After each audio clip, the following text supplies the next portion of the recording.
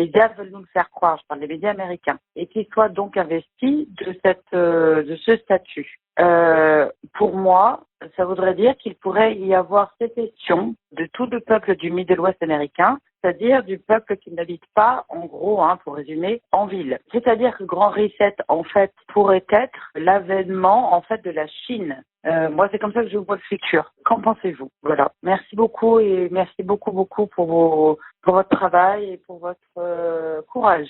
En fait, là, il n'y a qu'une seule question, c'est à la fin sur la Chine, parce que le reste, c'est pas une question, c'est une démonstration que tous les dissidents sérieux partagent à peu près, à savoir aujourd'hui que le nouvel ordre mondial s'appuie à la fois sur le Covid et pour faire le grand reset, et qu'aux États-Unis, le candidat du grand reset, c'était Biden, et le résistant, c'était Trump. Et on voit bien que le pouvoir profond essaye en ce moment, à l'heure où je parle, c'est encore pas définitivement acquis, de voler les élections que Trump avait gagnées pour les donner à Biden, qui n'est rien du tout, qui est le type qu'on a envoyé au charbon, mais pour que le nouvel ordre mondial puisse continuer sa marche en avant. Et effectivement, le nouvel ordre mondial ne peut pas continuer sa marche en avant si les États-Unis lui échappent. C'est l'enjeu actuel et c'est pour ça que c'est ultra violent. Et comme effectivement la majorité des Américains ont voté Trump parce qu'ils y avaient intérêt, si Biden est imposé comme président par un vol manifeste et massif de l'élection, les États-Unis vont évidemment vers une sécession, oui, bien sûr, faire une sorte de nouvelle guerre de sécession, enfin une partition.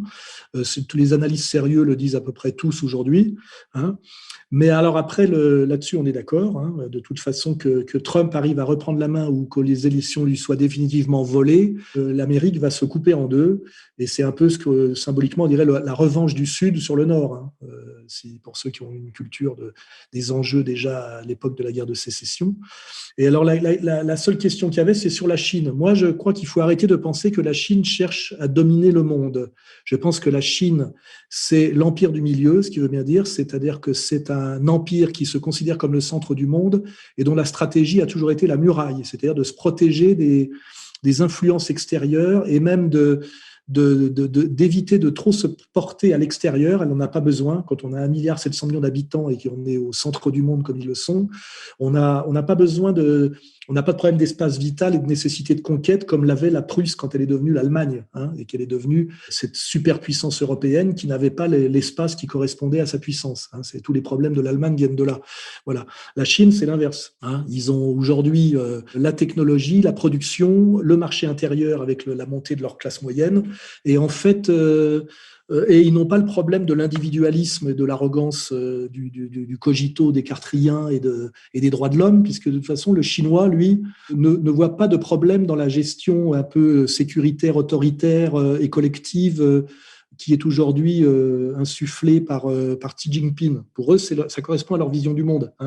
Il faut comprendre que l'individualisme autocritique, là, est une spécialité, on va dire, occidentale et même française. C'est je pense, donc je suis. Cette culture du je n'est pas asiatique. Voilà. Donc, les Chinois, je pense qu'il faut se rappeler de l'histoire de la Chine. Ils ont subi une occupation et une humiliation profonde des puissances européennes. D'abord l'Angleterre, puis l'Angleterre avec la France et les États-Unis, et qui s'est appelé d'ailleurs la colonisation de la Chine, et qui c'est aussi l'épisode très douloureux de la guerre de l'opium, c'est-à-dire que les Chinois ont été asservis et leur empire a été partiellement détruit et humilié par l'Occident capitaliste incarné à l'époque par l'Angleterre. Revoyez pour ça le film Les 55 jours de Pékin, parce que justement la Chine impériale à l'époque refusait de s'ouvrir au marché mondial. C'est parce qu'ils voulaient rester entre eux. Et aujourd'hui, la Chine a les moyens d'imposer sa loi au monde, mais c'est pas pour, à mon avis, devenir impérialiste au sens où nous l'entendons, mais c'est pour pouvoir redevenir chinois, c'est-à-dire, on voit bien que Xi Jinping aujourd'hui s'appuie sur l'idéologie confucéenne et néo-confucéenne, c'est-à-dire les valeurs traditionnelles chinoises. Et donc, penser que la Chine joue aujourd'hui la candidature de Biden contre Trump, c'est totalement logique, puisque Biden représente les élites américaines corrompues qui, pour leur profit individuel, sont prêts à sacrifier la grandeur de l'Amérique. Donc, objectivement, la Chine, pour des raisons de commerce essentiellement, a intérêt à la victoire de Biden sur Trump, qui lui veut redonner son prestige à l'Amérique, et notamment par sa réindustrialisation, sa relocalisation, etc. Mais que la Chine joue le candidat Biden contre le candidat Trump ne veut pas dire nécessairement que, comment dirais-je, la Chine veut s'imposer à l'Amérique, comme que la Chine aurait remplacé, je dirais, l'URSS de l'époque de la guerre froide. L'URSS, il y avait derrière une idéologie mondialiste qui se battait à mort. C'était communisme contre libéralisme. C'était deux systèmes mondialistes hégémoniques en lutte. Il y en a un qui a triomphé de l'autre. Alors que l'idéologie chinoise, si on va la chercher, on peut la trouver dans le néo-confucianisme, n'est pas une idéologie, comment dirais-je, de conquête du monde. C'est une idéologie, je vous dis qu'il faut qu'on trouve entièrement dans deux concepts, c'est la muraille et la notion d'empire du milieu. Et on sait que les Chinois, bien avant Christophe Colomb, avaient techniquement les moyens de construire des grands bateaux qui leur auraient permis, comment dirais-je, de la conquête et même de se projeter par les mers loin de leur espace naturel, et qu'ils y ont renoncé par sagesse politique, parce qu'ils se méfiaient effectivement de la corruption et de la, comment dirais-je, du métissage que ça pouvait représenter. Par exemple, je vais prendre un exemple très, très clair. Dans le nouvel ordre mondial aujourd'hui, qui essaye de continuer sa marche forcée par le grand reset, il y a la notion de big tech, avec la 5G, qui demande d'ailleurs le nanopuçage du faux vaccin. Et souvent, on prend comme exemple les Chinois. C'est vrai que les Chinois le font, mais ils le font pour eux-mêmes. Mais si vous regardez la technologie que nous employons, nous, déjà, pour asservir les peuples occidentaux, cette technologie, ce big tech, est entièrement israélien. Voilà. Donc, ne nous trompons pas d'ennemis. Les Chinois ne sont pas nos amis, mais revoyez le film de Jean-Yann, Les Chinois à Paris, qui était assez intelligent d'ailleurs. Les Chinois ont vocation à avoir le contrôle de leur univers naturel, c'est-à-dire la mer de Chine. Bon, ça peut comprendre d'ailleurs à un moment donné le Japon, c'est-à-dire le monde asiatique. Mais en fait, leur idéologie traditionnelle néo-confucéenne les met en garde contre le fait de vouloir justement conquérir le monde à la façon dont nous le concevons, avec notre universalisme à nous, qui est d'ailleurs l'universalisme sans doute déjà du christianisme au départ, puis après l'universalisme du monde technicien. Les Chinois d'ailleurs ne sont pas des universaux, entre guillemets, même déjà pour des questions raciales, je veux dire, un asiatique est difficilement confondable avec un occidental. Voilà, c'est un autre monde. Voilà. Donc, c'est comme ça, je pense qu'il faut analyser la question. D'ailleurs, je crois qu'il y a quelqu'un qui l'analyse un peu comme ça, une situation qui est Charles Gave, qui ne dit pas que des conneries, qui même d'ailleurs est assez performant, bien qu'il soit profondément libéral, ce qui n'est pas mon cas, mais il dit la même chose. Les Chinois veulent se donner les moyens qu'on ne les emmerde pas et d'être une grande puissance qui règne sur son propre monde. Mais ils savent le danger de vouloir régner sur les autres parce que c'est réversible.